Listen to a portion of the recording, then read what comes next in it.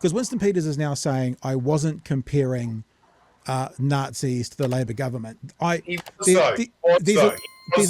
There's a little bit of evidence that maybe counters that, and that's this fella called Mr. Winston Peters, when he was asked that exact question, and he said that's what he was talking about. Let's just have a listen before we get into stuff. I've seen that sort of philosophy before.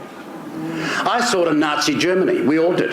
You compared Labour's approach to co-governance to Nazi Germany. Is that appropriate? Yes, it is. So that's called a mic drop. He was asked the question, you compared Labour's approach to co-governance to Nazi Germany. Is that appropriate? Yes. He said, yes, it was. So he was, right? So I mean, we can get into all sorts of semantic word games. You were either lying there or you're lying now. We know. Yes, it was. The other thing we want to sort out, we did this last night, Marty, and I'll just say it, this is from my Twitter feed.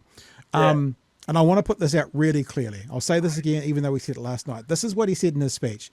I've seen that sort of philosophy before. I saw it, apparently he was there, in Nazi Germany. We all did. We've seen it elsewhere around the world in the horrors of history. So the question is, what is the horror of history he is citing that was seen in Nazi Germany?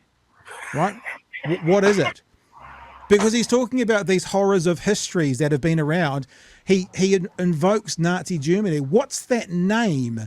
There's a singular. It's not aggressive parking, is it? No. Yeah, there's a singular word for the particular horror of history that he cited when he talked about they've happened all over the time like they did in Nazi Germany. I believe, correct me if I'm wrong, that's called the Holocaust. So we can stop the bullshit, right? Completely stop the bullshit about did he, didn't he? Yes, we know that his minions are out there trying to square that circle, but he said it was about Labour, and he cited a historical horror as one of the ones that happened in Nazi Germany. Right, that conversation's over. Let me say something else though. I couldn't give a fuck about Chumbawamba. I don't know about you, Marty, but I could not give a fuck about that story. I didn't care about the Eminem story in the National. It was a quirky little thing on the side. I couldn't give a fuck about that story, and I think it's quite important that we don't get too distracted by thinking about this band. Who cares, right? This is too serious and too dangerous a moment to be focused on a band out of Liverpool who, albeit, have had one or two hits. You know, so even though we're going to play some stuff that references that actual story, I don't give a shit about. What are your thoughts before we get into it, Marty? It's been a really interesting week. You know what?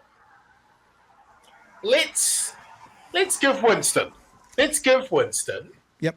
The absolute benefit of the doubt, and say he was just talking about the Māori Party, and he was talking about. Let's ignore all evidence. Let's ignore all of the evidence that clearly states that's not the case. But let's just do that for 30 seconds and agree with him that he was talking about the Māori Party. And the specific he was talking about the Māori Party was a comment, a throwaway, jokey jibe about Māori DNA being superior. Something about that. And when he was challenged on it, Rawiri sort of played up to the camera, right? Let's just say he was referencing that. Sure. Does anyone honestly think a tongue-in-cheek comment like that by the Māori Party amounts to Nazism? That's equivalent to, because this is the problem with Winston's argument. Even if we take him at his word that that's what he was talking about, the Māori Party and that comment that they made about their DNA being superior, a one sentence, I think, mention is what they had on there. Even if we took him at his word, the hyperbole he is involving and invoking by comparing it to bloody Nazi Germany is so extreme and off the ramp. Yeah. It doesn't matter, you know. This is really dangerous language from the Deputy Prime Minister of the country. He came off unhinged. This is embarrassing to all of us, and it speaks to a dynamic whereby he is constantly competing with David Seymour to capture the reactionary vote, and it's creating this unique dynamic where the Prime Minister looks incredibly weak. Yeah. I mean, he came out and said, "Oh, Luxon's getting flustered and upset because of the media." Oh my God! He said it directly to his face. This is a government that is not going to last 1 week after Winston steps down as deputy prime minister. It's going to a snap election. Yeah, and we'll have a look at some of the comments made today. And like I said, I don't really care about the Chumbawamba conversation, but what it has done is it's given us an opportunity to see how Winston responds to it. And I think that's almost as scary as anything. The language he's using now, what he's saying of the media, how he's pushing back like that. And let me make this clear to you. His base will love yes, this. They are. They absolutely are. Lapping it up. Yeah. This is straight from Trump's playbook. Yeah. The paid for and bought media, the leftist. He started using the term lefty shill. At one stage, if you haven't seen it, he actually accuses Anna Burns Francis of being racist in this conversation. I saw that train wreck of an interview this morning. It was terrible. Well, let's have a look at a couple of bits because we like we're sadists here. We like a bit of pain. Let's have a look. There's only a few clips I'm going to play you. This is actually a response to Chumbawamba, which I don't care about that story, but it's particularly interesting to me to hear how, as you say, Martin, our deputy prime minister is speaking to our public broadcasters. But some lefty shill who doesn't like some honesty about racism and how negatively bad it is for our country decided to call them, and like you, misinform the poor band that have been disbanded all those years ago and try and make something of it. You're not going to succeed, so don't waste my time or your viewers' time. Right, we'll play a few of these. We've got a couple of short clips to go through. There's another one, and this is where he lies about what he said. No, actually, Anna Burns Francis reads him the clip we've just watched about what he said, and just a straight up lie. The thing, I put a thing on Twitter today, and I kind of said, look, if you're not going to take the evidence and be honest about it, then you are actually the shill for your side of the political conversation.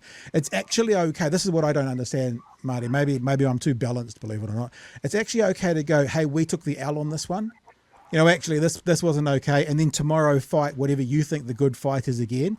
But if you just won't do that, if you just won't take the L, it's this thing about ideology versus intelligent debate. An ideologue thinks they're always right. And we all know as human beings, sometimes we're wrong.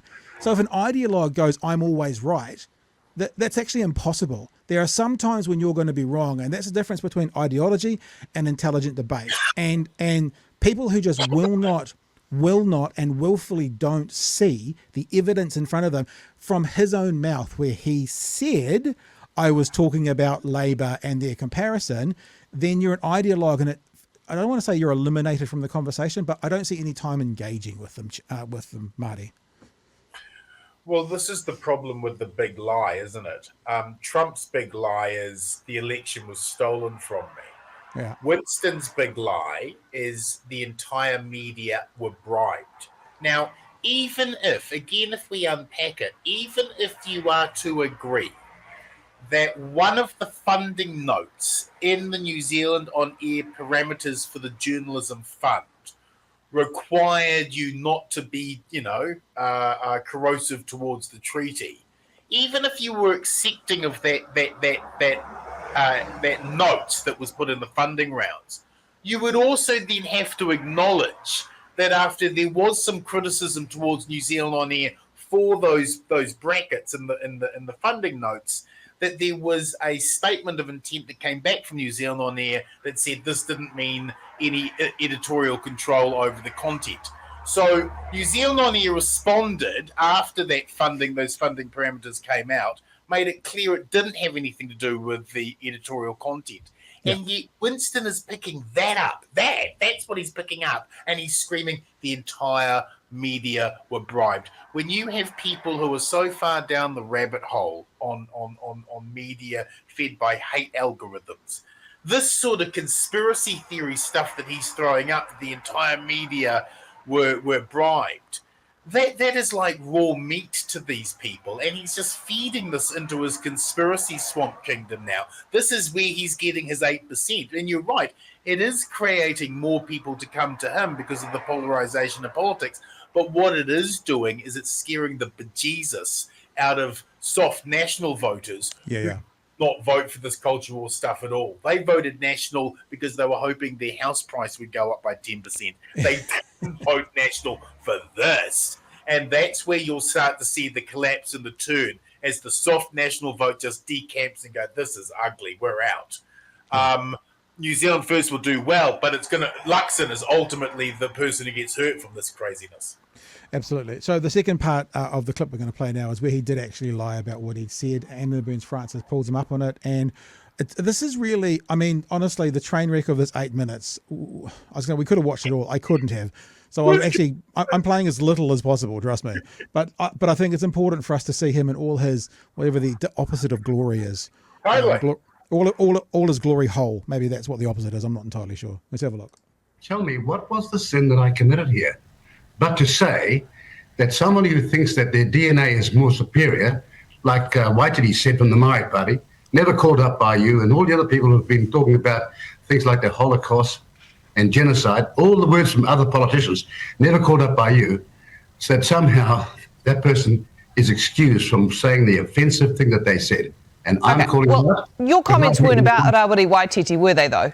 They weren't. You were asked what your comments were about. You said quite clearly, if there was a comparison to Labor's approach. Please don't argue. You've had your 24 hours of life. I mean, please don't argue. Who? I mean, he's Deputy Prime Minister, but still, who the fuck do you think you are? Please don't argue. He's a reporter, a journalist asking you questions. Now here comes the truth. Would you like me to play the clip, Mr. Peters? In my speech, I don't have to play this clip.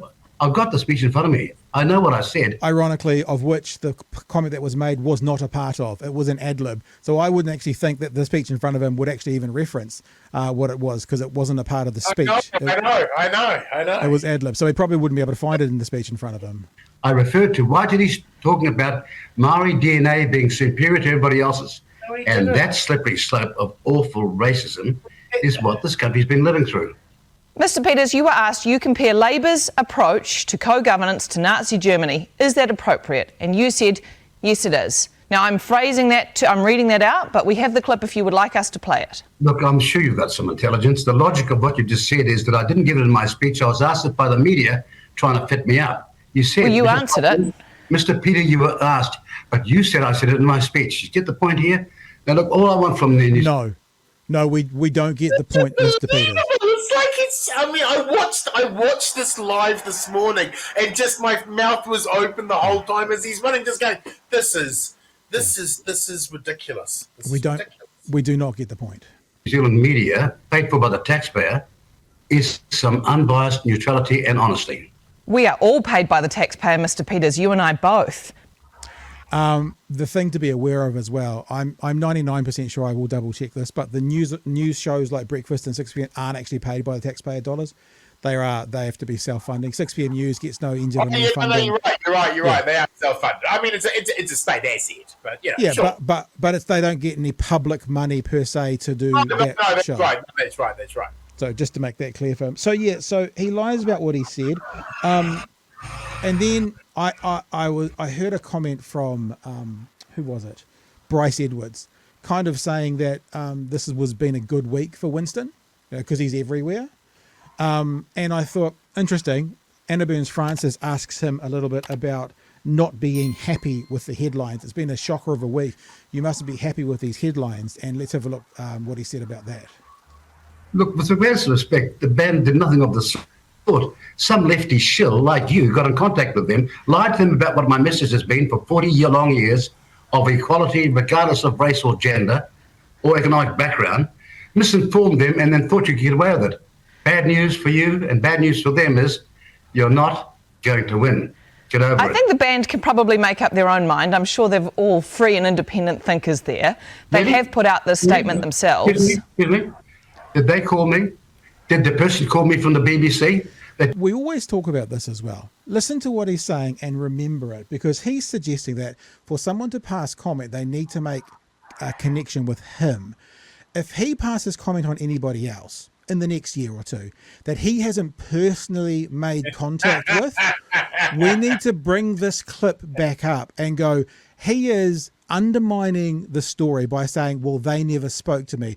Well, Mr. Peters, I hope for the next 18 months or whatever it is that you're Deputy Prime Minister, if you comment on anyone, on any person, on any media, you have made personal connection with them, or else hypocrisy, thy name is Peters. Anything before we keep going, Marty? Yeah. This is a spectacle. He's competing with David Seymour. Next week, David's going to come out and do something even more outrageous. Then Luxon will try and come out and regain the narrative. Then Winston will come out, and this is the dynamic we're going to just see going around and around and around. It's a maelstrom. Yeah. All right, let's keep going on this clip about not being happy with the headlines. And then we've got one more little clip after this, is where he actually calls Anna Burns-Francis a racist. You got in contact with? No. Just, here we go again. Unlike Phil Collins' great song, they're not telling both sides of the story. Do I take it off those comments then that you are unhappy with the headlines that you're getting this week and that it is becoming a distraction? No, excuse me, I'm not. Look at the social media. You're losing 95 to 5%.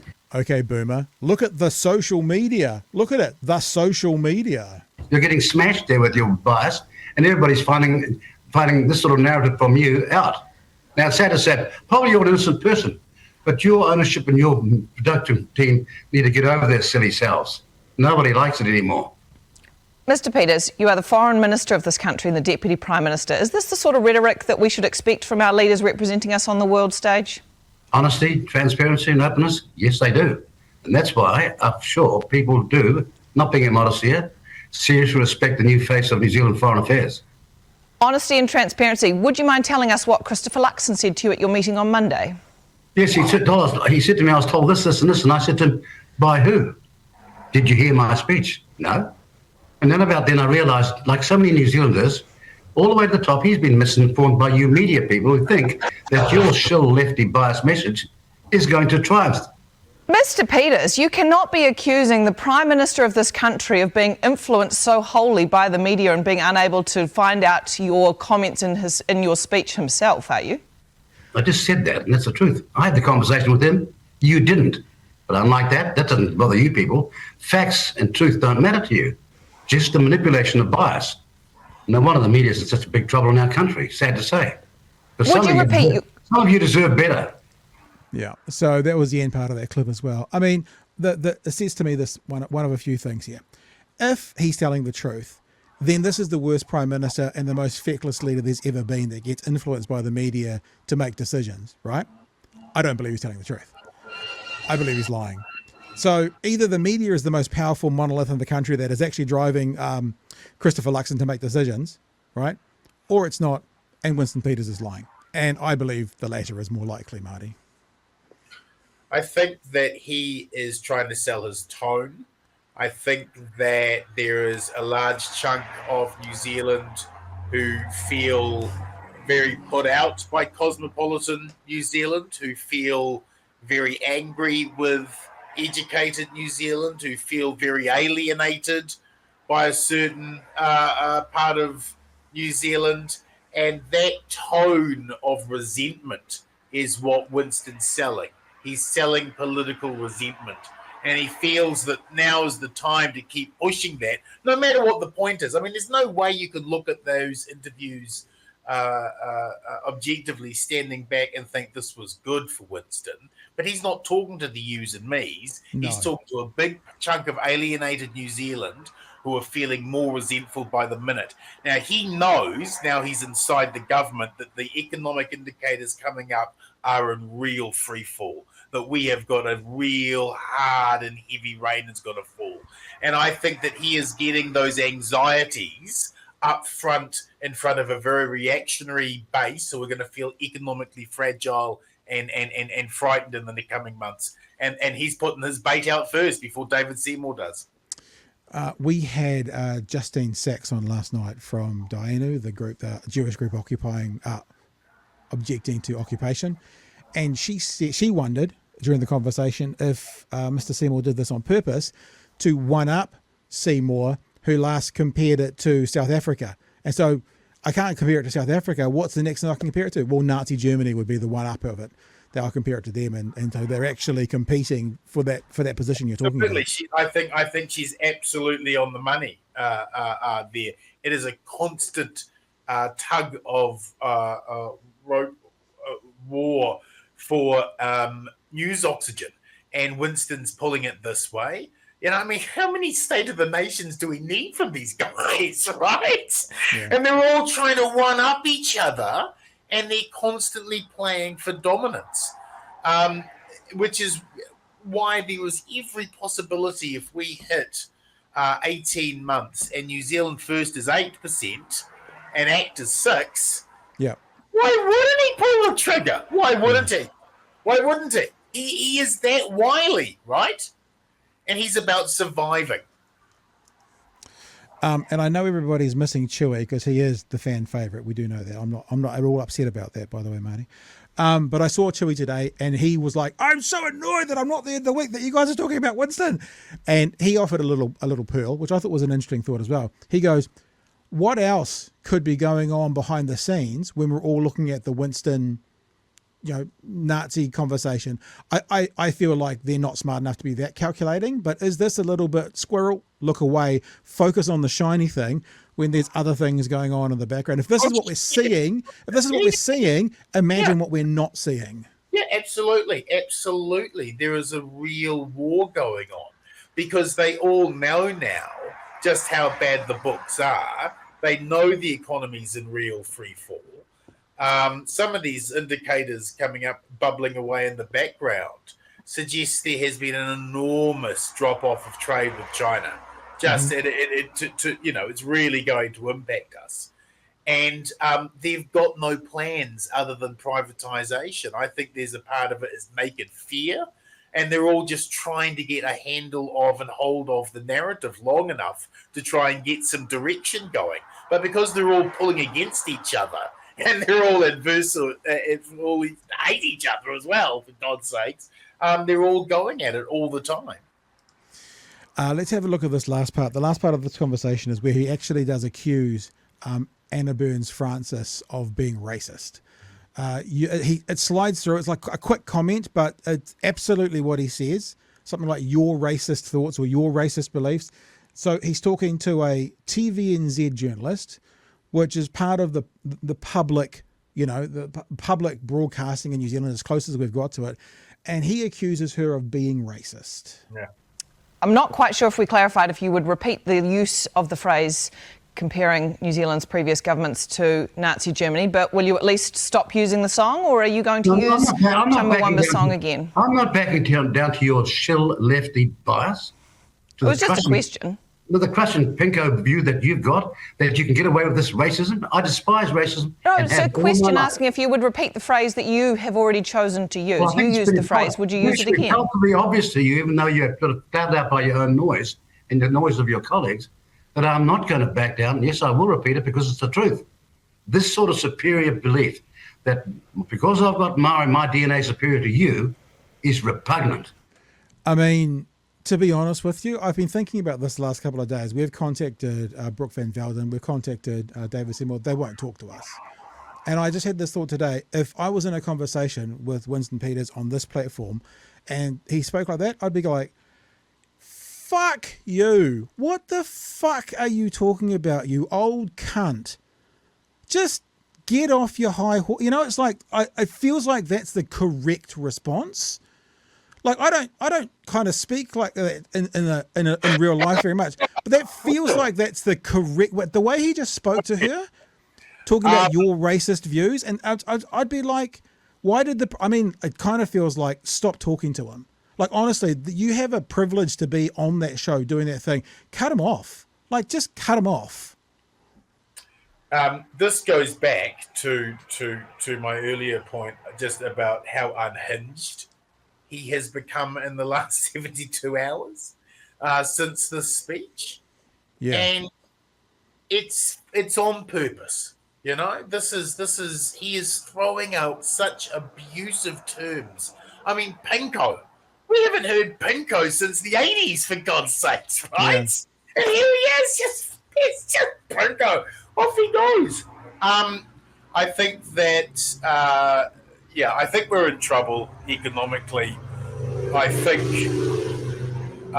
each of the political sides are going to be firing up their base because all they've got are culture war, revenge fantasies, and anger and resentment to sell. I don't think they've got a hell of a lot they're going to be able to do that's going to make anyone feel economically secure. Yeah. So they're going to have to trade on this shit. And Winston's smart enough to know that. And he's just going to, every week, there'll be him doing this. And then next week it'll be, David Seymour wanting AK-47s and creches. It'll just be, and you're just going, oh, you can. The thing is, each week we turn from one thing and go, oh my God, that's such a bad and terrible and counterproductive and stupid idea. And then the next week there's another one. And oh my God, this is even worse than that one. And then you go back to the, and it's just, and they just keep rolling it out. And this is why, and for everyone who's watching and paying attention and just feeling hurt and pain in their soul and in their gut, this feeling right here that you're feeling, this horrible, horrible sense of horror, this is the feeling you got to hold on to, because this is why it's important to vote. This is why it's important to get every single one of your friends out to the ballot box. This is why you've got to get all of the whānau and all of the friends and pull in as many people, because this feeling right now that you're feeling at all of this terrible stuff that's happening, this is what happens when we don't coordinate and vote together collectively. This is the lesson to learn right now. Because if the left vote, we all know. Yeah, left wins. We've got a friend of the show in the chat. Let's put him up there. Harry Tam. Harry Tam says he accused me of taking 2 women across the northern border during COVID-19. Oh, sir, I salute you. Lockdown without consulting with me before he made the accusations on national TV. He was made to make a public apology to me after I threatened to take legal action. This is typical of his bullying behaviour, assuming that I didn't have the means to call him out. He was wrong, so wrong. Imagine how humbling it must have been to make a public apology to a gang member, Harry. Absolutely. Harry is absolutely right about that.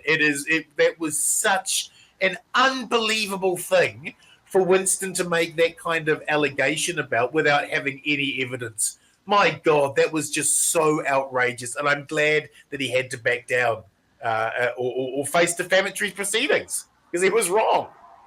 And as you know, Harry, always welcome. We'll have you on again soon. I got a question for you, Marty, and this is a bit off track, but you've interviewed Winston several times. I've interviewed him several times. I used to live in Tauranga and saw him walking around with his cigarette and his whiskey. I interviewed Winston maybe 18 months ago was the last time I interviewed him on another podcast.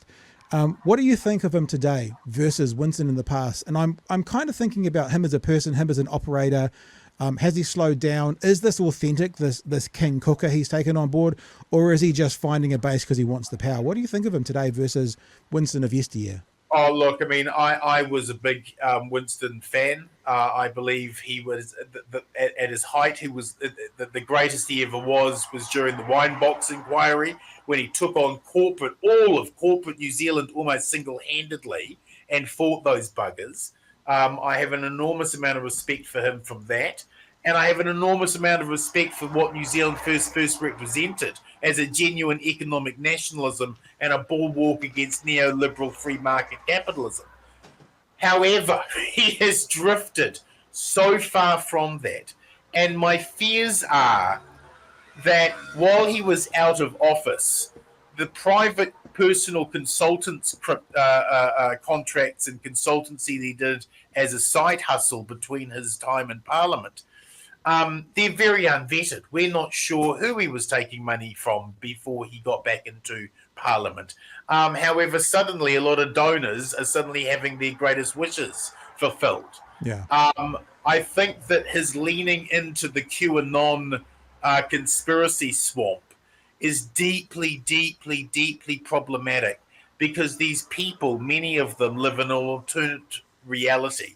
And for them, what they want from the Royal Inquiry is a Nuremberg-level trial where there will be public hangings of Jacinda and her family, right? Along with their pets. And so he can't give them that. He can never give them that, right? And you can already see the friction points erupting online and Telegram and amongst the sovereign sheriff community, who are outraged that they aren't going to have this great big trial, and they're not going to look at the deaths, and they're not going to look at the blah, blah, blah, all the nonsense stuff. Because, of course, nonsense stuff can't be done in public, right? It's because it's nonsense stuff.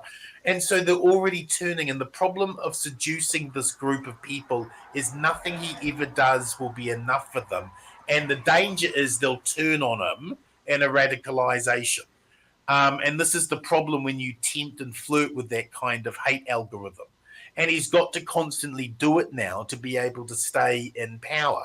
And I mean, we are not signing up to the WHO legislation. Remember, all that is, oh my God, it hurts my brain. All that is if there's a new pandemic, we'll alert the UN, the WHO, right? It's just an agreement of, oh shit, if something happens, we'll let you know as soon as possible, right? Yep. But we're withholding that. We're withholding signing that because people in Northland think the WHO were working hand in hand with the Chinese to And create Fauci. the COVID, let it loose, and take over the world for one world shadowy cabal. Now, because those people believe that, they're holding up this legislation, and we were laughing stock for doing it. So his need to stay in power is creating real world problems, and for whatever good he does, whatever good he's supposedly doing, the damage and the harm that he is unleashing here is problematic for our democracy. I think he's becoming a problem. I said this a few months ago. I'll say it again. My father passed away in June of last year, on the eve of my birthday. The selfish prick. There was this change in the way he thought, how he spoke, and how he acted. He was 83 in the last couple of years. And I'm obviously not diagnosing anything here, but I'm looking at things that I've seen in other people. I can see the kind of the way that my dad's brain was starting to work in Winston. I can see him slowing down. I can see him, he does that thing where he says something really mean. He goes, that kind of thing where he thinks he's being funny, but he has no idea. He's got to an age where it's not that he's not reading the room, it's that he can't read the room.